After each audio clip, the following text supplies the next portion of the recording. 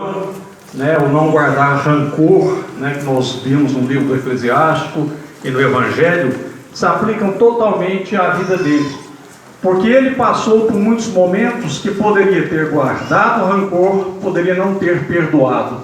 Por exemplo, quando ele foi enviado ao campo de concentração de Dachau, em 1942, na Alemanha.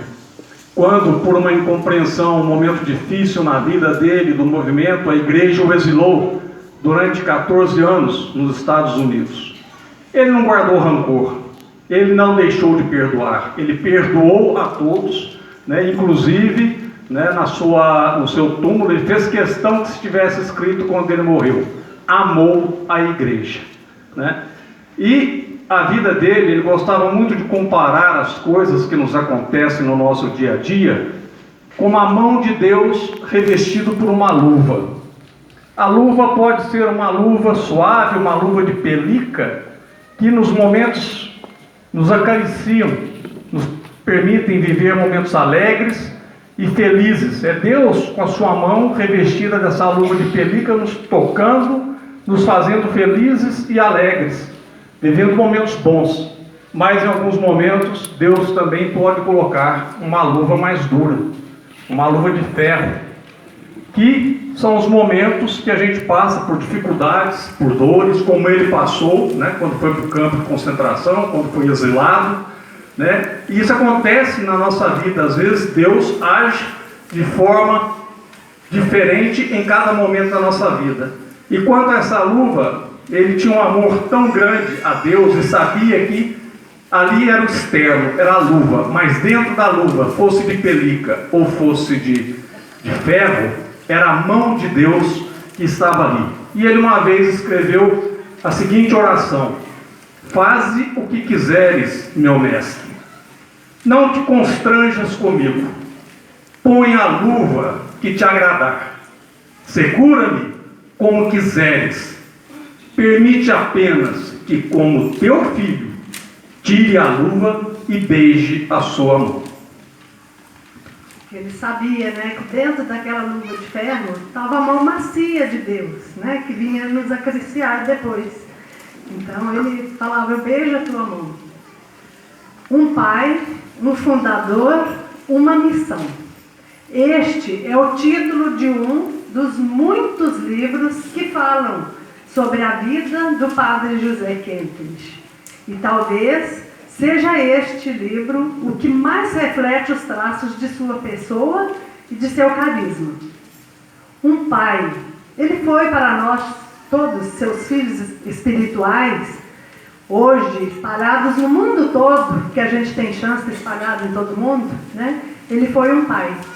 Testemunhos daqueles que o conheceram pessoalmente dizem que sentiam no contato e nas conversas com ele a presença de um pai muito amoroso, atencioso, capaz de dedicar todo o seu tempo e ouvir e aconselhar aqueles que o procuravam, e fazia com que cada um se sentissem como se fossem seus filhos.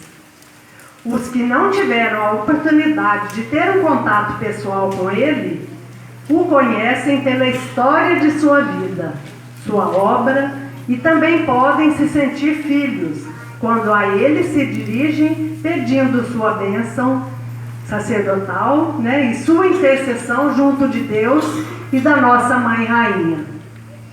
Um fundador que sempre atento à voz de Deus, que sentia lhe manifestar através das pessoas, das coisas e dos acontecimentos.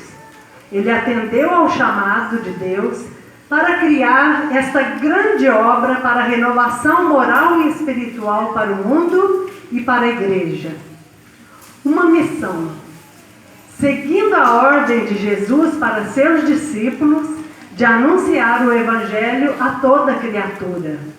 Assim, o padre Kempis se fez discípulo em todos os sentidos.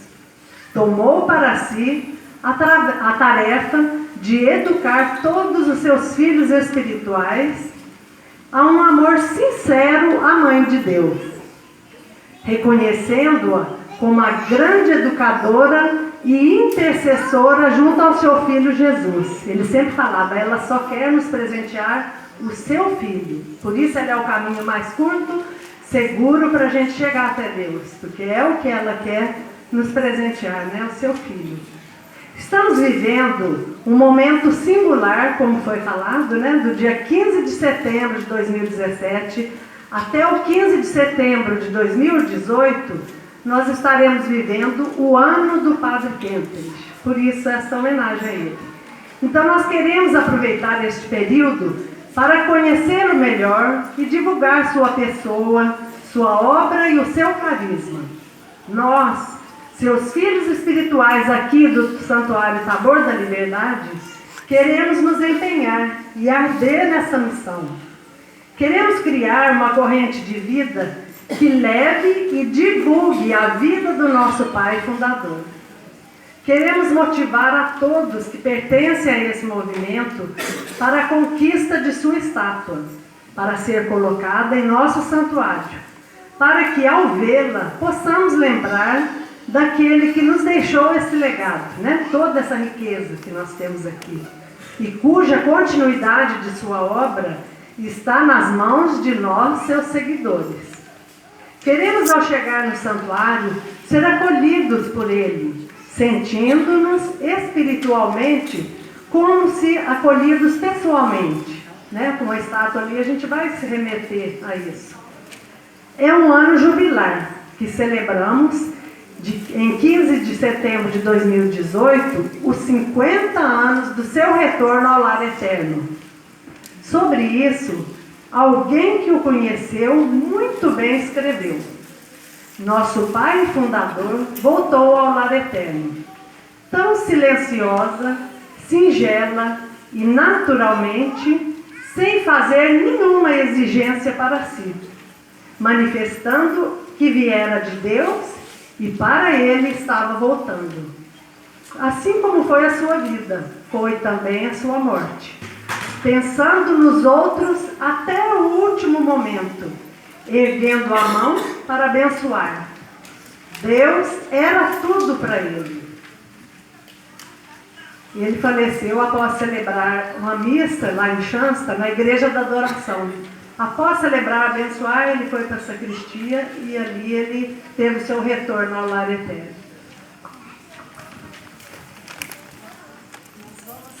Vocês vão receber essa oração, que é uma oração para esse ano